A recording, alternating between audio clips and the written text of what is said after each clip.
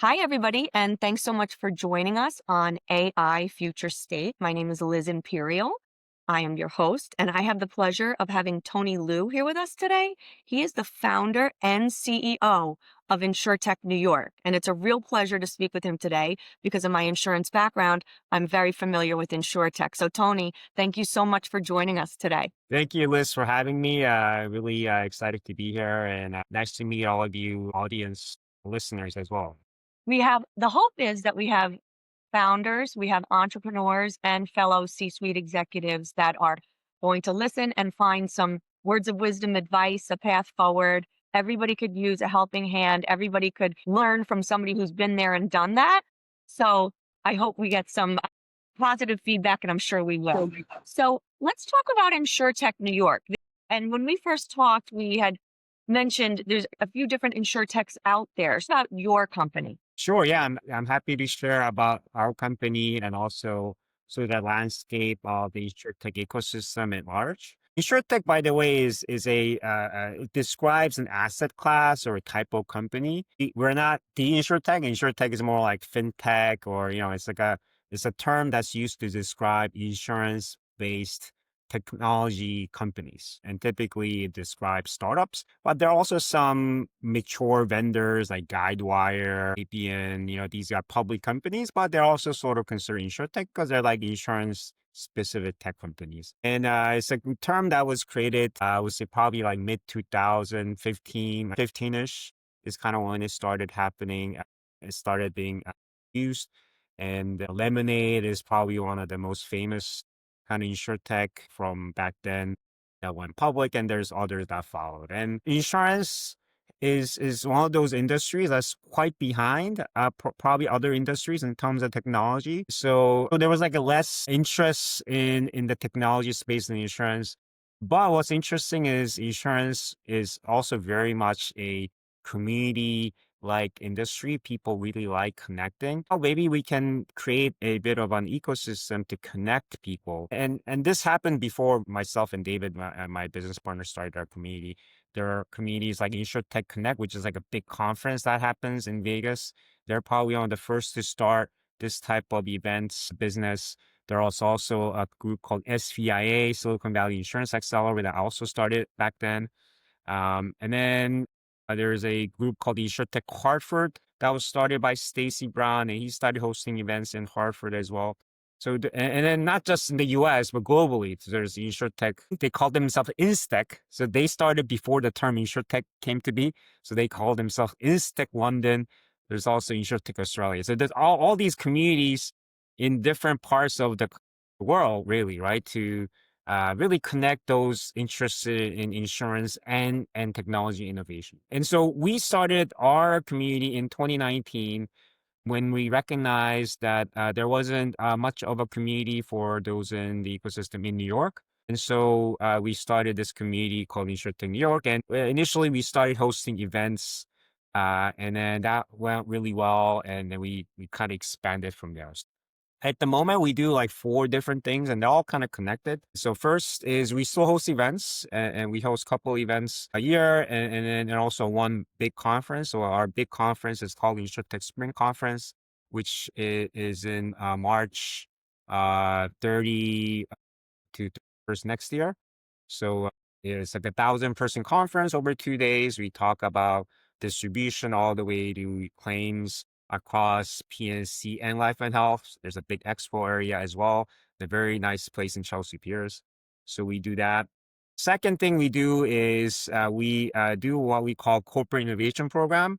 And so for this program, we help large carriers and brokers like Gallagher, Lockton, Arch, Tokyo Marine. There are companies like that we really support in their innovation journey by providing innovation-related education and also scouting and helping them find startups. And as part of this, we actually host a few startup programs like competition and also an InsureTech match program. These are all programs that we use to help bring startups into our ecosystem to connect them to insurance carriers and brokers. And we also run an accelerator called MGA Lab, which is a program we created to help new founders create MGA businesses. And we help them with education, mentorship, and ultimately connection to carriers and brokers who could help them build that business. And then finally, we started a venture capital fund as well. We recognized that we had a lot of deal flow in terms of startups. We were probably seeing 800 plus startups every year, and also knew a lot of the buyers of these startups because of our carrier and broker relationships. So we started a small fund, and we had now it's been over 3 years, and we invested in 20 companies, and they've been doing quite well as well. So high level, they all connect, they're all related. Really, our strength is our network, and we're very wide and deep network. Only in insurance, if you ask me stuff about outside insurance, we don't really have a lot of connection, but we're hyper focused in insurance, both life, health, and PNC. I would say life and health is a category, but probably less health and more life benefits in that category, and then also PNC. That's hopefully an overview of our community and ecosystem. So tell me, and this is really interesting because I am an insurance person. I know it's all about making human connections and people you work with, and people are going to do business with people they know, like, and trust. Yeah. So it's super important to have a networking community and the support that you provide. So, with your background, we had chatted, you started off in insurance yourself, right? So, did this sort of happen organically that you founded InsureTech because of your past experience in business? Yeah, so I really stumbled into this mainly due to my business partner, David. So David and I met actually in a consulting workshop where we were building our own independent consulting business. And I actually wanted to start a sort of a meta business helping consultants, like a community-based business. For some reason, I think this community type of business is something that keeps attracting me. I don't really know why. So I had built another business called Co Solo, which was a community-based business for consultants. So and I was doing research there. I also wanted to build my own consulting business. So I met David in a consulting workshop, and then we kind of hit it off and decided to work with startups. And he sort of geared me towards the InsureTech ecosystem because of his prior experience in InsureTech and insurance. But I also was kind of convinced that it was a really good industry, and for a few different reasons. So insurance is a big industry, right? And it's, big industries. There's a lot of interesting things you can do in the industry, but it's also behind technology, as I mentioned before, which means there's opportunity. So anytime there's something is behind or needs help, that's a great area to build your business around. But the other thing I really liked about insurance is a noble, impact type of industry. More insurance is typically good for people and companies. And what InsureTech did, for the most part, is actually make insurance more accessible. It's just kind of how it is. Like brokers, agents, carriers are going to try to focus on insurance that are catered to maybe middle class, upper middle class, or even high income earners or bigger businesses, right? And so they tend to neglect the lower income for right reasons because they're profit focusing businesses, right? And so what InsureTech allowed the industry to do is give insurance and make it more accessible to those who weren't typically catered towards through automation, through digital distribution. And so, that I really like that idea. And in general, more insurance is better for people and companies. So, I could wake up in the morning and feel good about what I'm doing. And hopefully you do too, right, Zilis? I mean, it's a really good, noble, I think, industry and job. So that's what I also liked about it. And then had the connections and network there and knowledge that also helped. So, I mean, it's interesting because I felt the same thing in the insurance space, from the enrollment platforms to claims adjudication, even marketing to new clients. I do feel that this space is in need of like an update, and it's coming, it's happening with AI. So, definitely agree with you there. Where are the different niches within insurance that you felt could really use a helping hand into getting, and everybody's getting up to speed right now?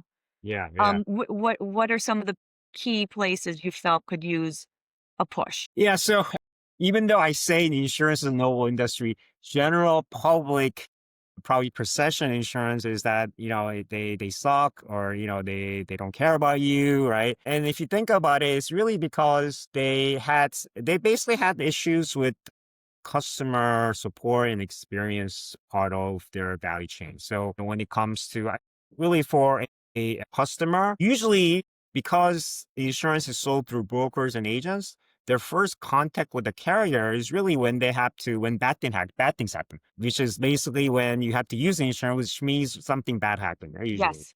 And so that's when you had the first experience with a carrier. And, carriers not being up to date with technology is usually not going to be responsive because they don't know how to be responsive. Like Yeah. they just system is just not there, right?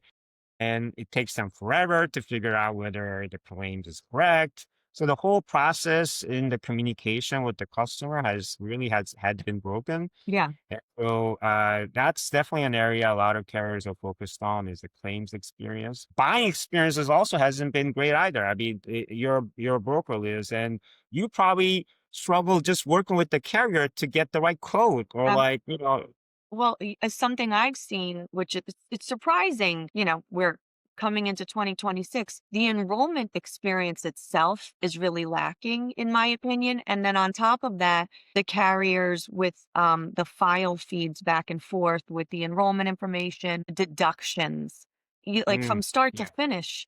yeah, It's hard to believe with some of the limitations that I've seen that yeah. I'm like, we're in 2025. Like, how is this so, like, remedial, you know? So, Exactly. Yeah. It's that just was one of the whole reasons I said, "Let's create a platform and start talking about it," 'cause we are in need of a push forward. Yeah, the enrollment process, the sales process, right, hasn't really been updated. I mean, it's getting updated a Getting little bit. there. I feel like it's better now than it was like maybe 5 years ago, 10 years ago. Yeah, there was nothing. There was no Yeah, there's process. nothing, right? So they're getting there, but it's just they just need to work on that a little more. So that process, any touch point with the customer, is an area that It has to be smooth.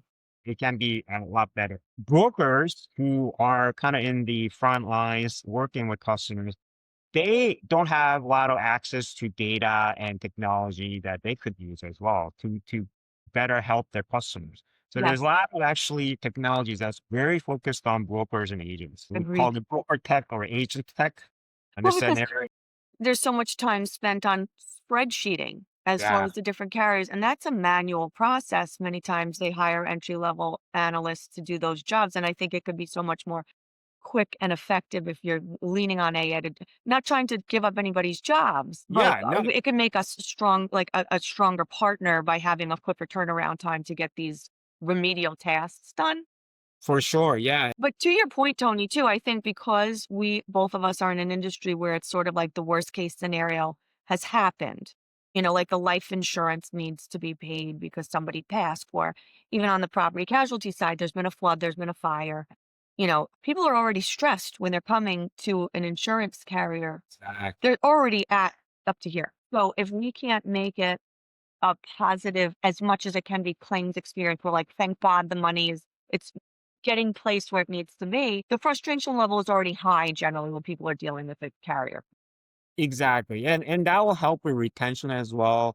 And they'll have much better impression of the carrier and they'll like renew, right? So it's helps both parties. But yeah, those are definitely key areas. The customer experience areas are the ones that I would say probably needs the most improvement. But there's also areas that carriers are and brokers are, definitely most interested in improving. I agree because like you said, retention really depends on that smooth Yeah. experience. Yes, 100%.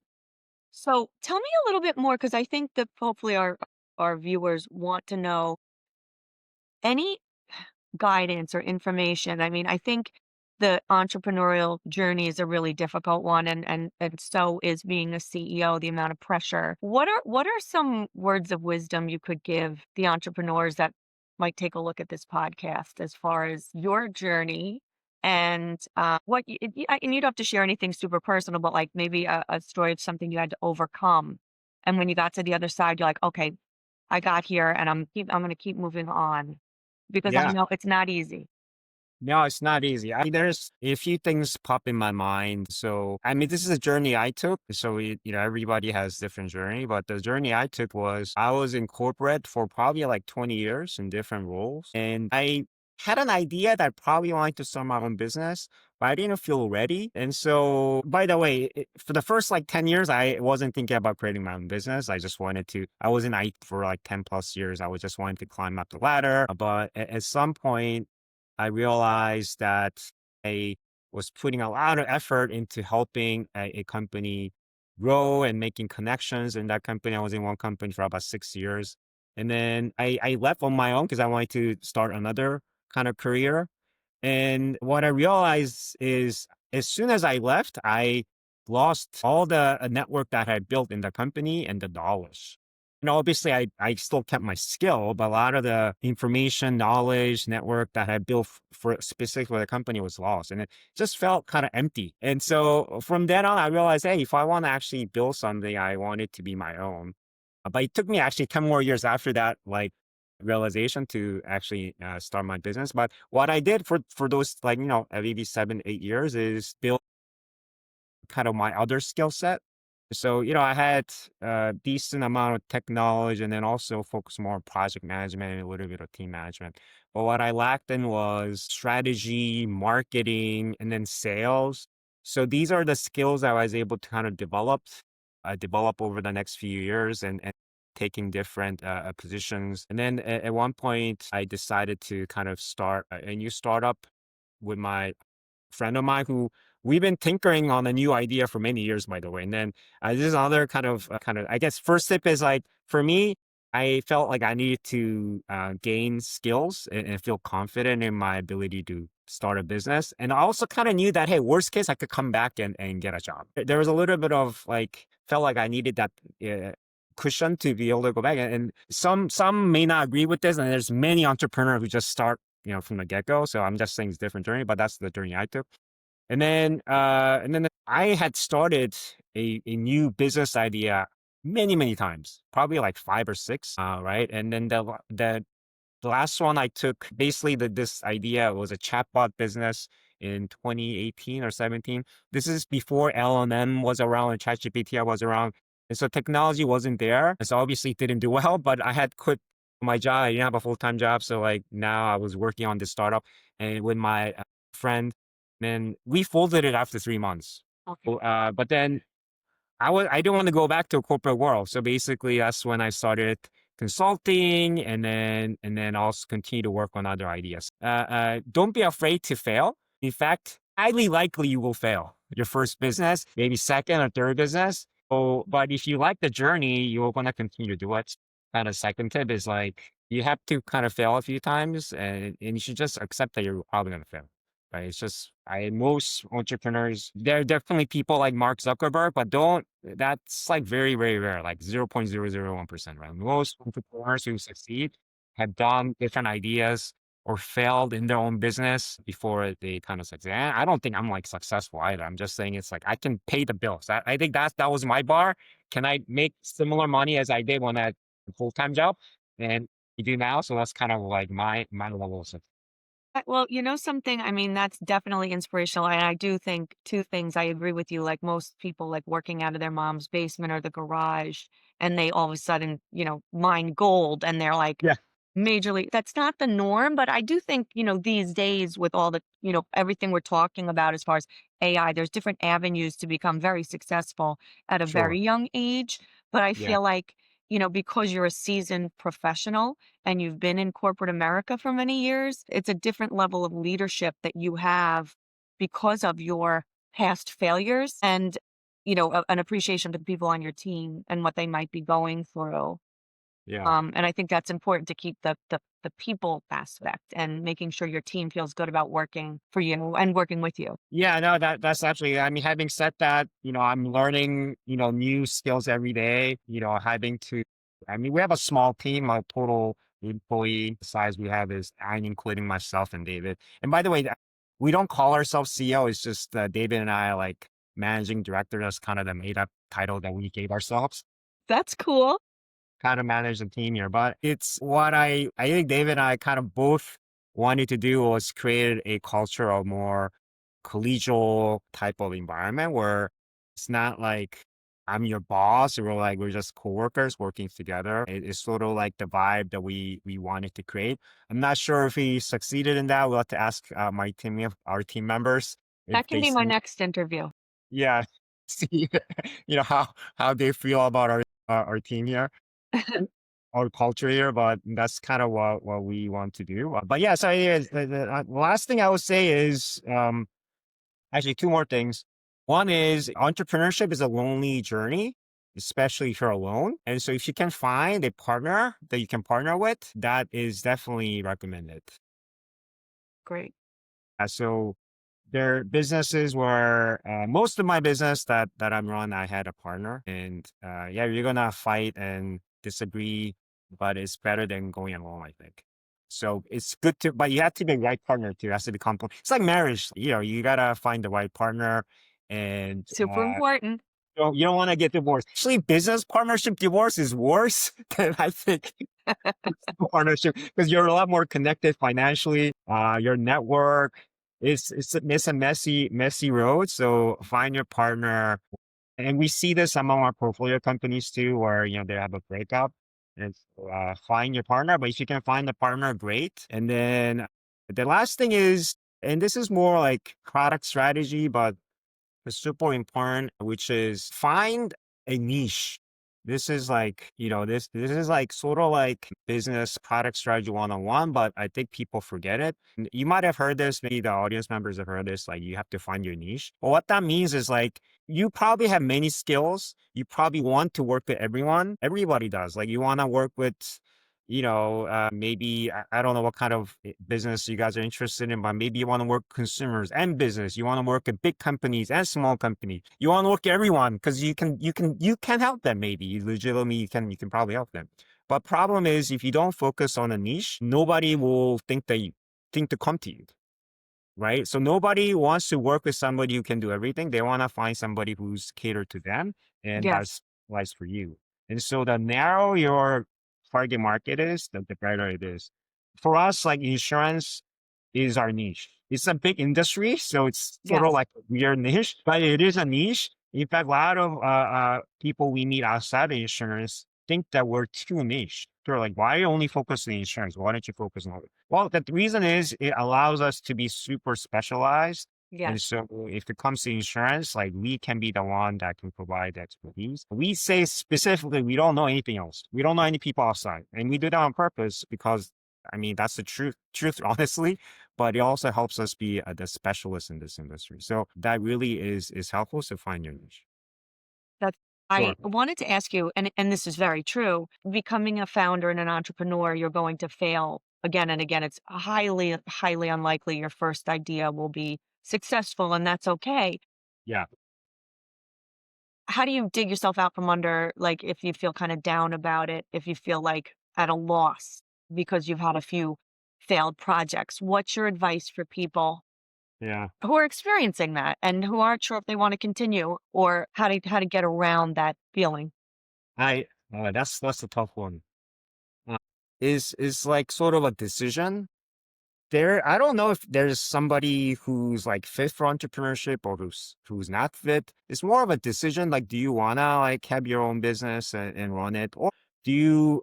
Okay, so this is what you have to accept. Basically, if you're an entrepreneur, at least for the first few years, maybe forever, you're not going to be stable. It's going to be very hard. Stability is your goal. If you want to have a stable life and consistent paycheck, and also like maybe you have life outside of work that you prefer to do more of, like maybe you're into, I don't know, baseball, whatever the case. You have family and you cater to that more, then focus on getting a job where you can have that to do a 9 to 5, right? And there's nothing wrong with that. That's totally fine. And many people prefer that life. If you want to be an entrepreneur, you're going to have to prioritize your business if you want to survive and thrive. I was listening to this podcast. Joe Rogan was interviewing, was it Jensen Huang? He's the CEO of NVIDIA. Okay. NVIDIA, I think right now has the highest value cap in the world. I mean, he's probably definition of success. And what he said was he works. And so you would think he's top of the world, like he's just hanging out, going to Hawaii. No, he said he's anxious every freaking day and he works 7 days a week. He doesn't take vacations. When he's on vacation, he's still working. And that's just, that's kind of extreme, I think. But typically entrepreneurs are like this. If you have your own business, until you sell it or exit, you're going to be continuing. You just can't help yourself. Like I'm thinking about my business all the time. You're Right. obsessive over it. Yeah, it's not something I want to do. It's just like natural for me. Like I can't stop it. And Yes. it's it, And it's it a mindset too. And I yeah, feel like we could have a whole secondary podcast about the CEO mindset yeah, because I think you're right. And it's awesome that you're saying that because yes, if your comfort level is not with that sort of risk, and that's okay, yeah, working for and having a 9 to 5 and then taking care of your family, or if you love to play tennis or you have other things you're passionate about. But for people like you and me, I'm passionate about this. And I'm like happy to do this in my spare time. And that's not for everybody. And that's okay. yeah, exactly. You just have to check yourself. Is this something we really want to do? Because it's not all glory. It's really not all glory. A lot of pain and suffering. Like you're gonna be like anxious every day. And if And you then, maybe but you're but I still do it. I don't know why. Yeah, still do it, right? I feel like I'm an anxious person to begin with, so this whole Right. thing just gels. But yeah, and so much more to talk about, and this has been a great conversation. I really appreciate your time, and I definitely want to keep it going. Maybe we'll think about another topic that's sort of related. We'll do another one sometime soon. Yeah, I just sure. Yeah. wanted before we end our podcast, can you tell us where to find you Yeah. and when we somebody in the insurance business would want to reach out? No, for sure. Yeah. So I want to definitely share that at our next big conference or big event that we're hosting is InsureTech Spring Conference, March 30, 31st. It's in New York, Chelsea Piers. If you go to InsureTechNY.com, it's InsureTech, INSURTCHNY.com. I think maybe you can share the link in your notes. But yeah, come to our website and hopefully I see you in the conference, a great conference for you to get connected with our community and the ecosystem. So hopefully I can see you there.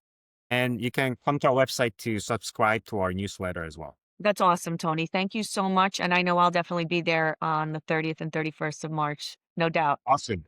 All right. Awesome. Thank you. Thank you. Great talking to you. Bye bye. Hi, this is Liz Imperial. Wait, hold on. Let me start over. Hi, everybody. This is Liz Imperial with Future State AI, and I have the pleasure of speaking with Tony Liu. He is the CEO and founder of InsureTech New York. They are having a conference here in New York City, March 30th and 31st, 2026.